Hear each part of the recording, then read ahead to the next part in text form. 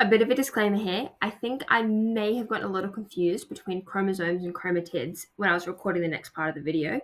It makes sense for the diagrams, but just to make sure we're very, very clear, a chromosome is made up of two identical sister chromatids. Okay? Each sister chromatid is joined at the centromere in the middle. So you have two sister chromatids. They come together at the centromere to be joined. And a copy of each chromosome is inherited from the male parent and the female parent, right?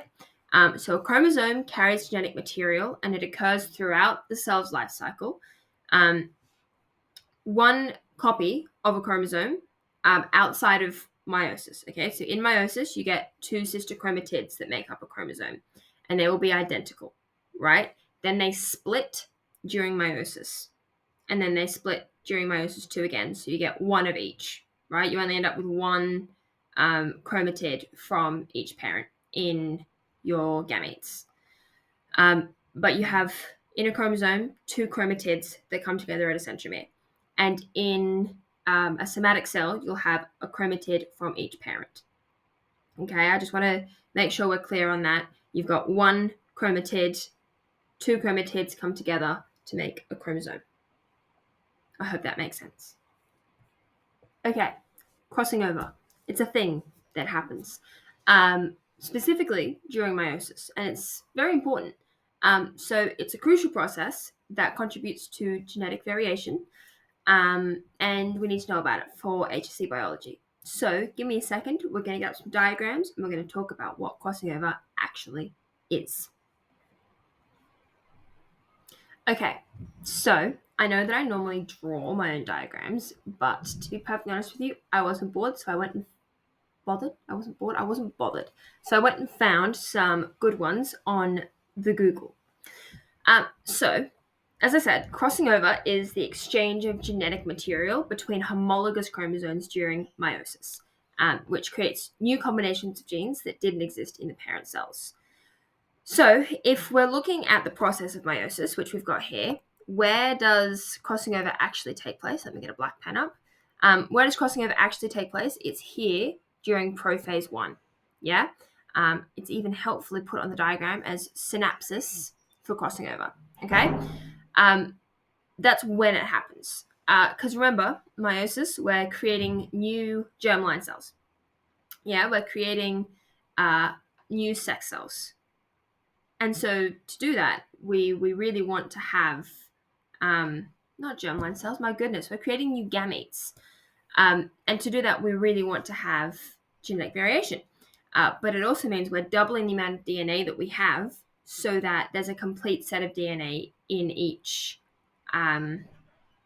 separated cell at the start of meiosis 2. So we have 4 cells at the end of meiosis 2. Make sense? I'm really hoping that makes sense because I'm not talking to anyone right now. So the process of crossing over. We start up here. Homologous chromosomes, they line up.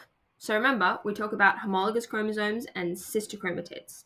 Sister chromatids are the same, right? You'll have 2 sister chromatids from dad and 2 sister chromatids from mum. And homologous chromosomes are ones that code for the same gene, right? So we see in these 2 chromosomes here, or 2 chromatids here, that there is A and A, B and B, C and C. So they're coding for the same genetic trait at the same point along the chromosome.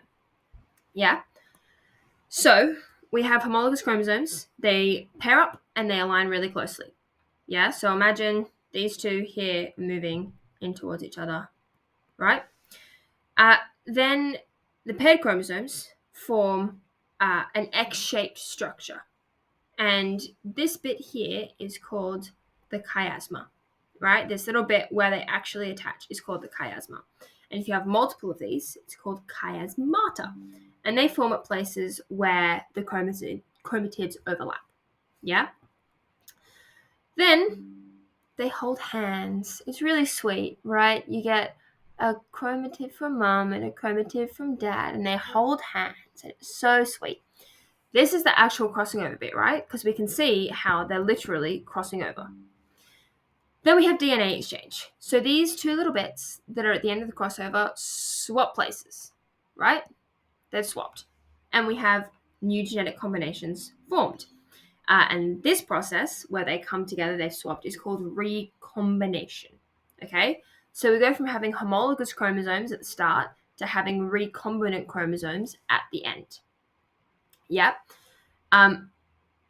This process here, so it can happen anywhere along the chromosome, and it'll often happen at multiple points along the chromosome at once. When we're illustrating it in our exams, this process here is exactly how we want to illustrate it. Yeah, it's simple, it's easy, it gets the point across. So what happens, right, is we've got these recombinant chromosomes here. Now, the ones on the outside that haven't changed are non-recombinant chromatids, okay? But they're still part of the recombinant chromosomes. I hope that makes sense. Once these separate out, right, because remember, one of these is going to each of our 4 gametes at the end of meiosis 2, right?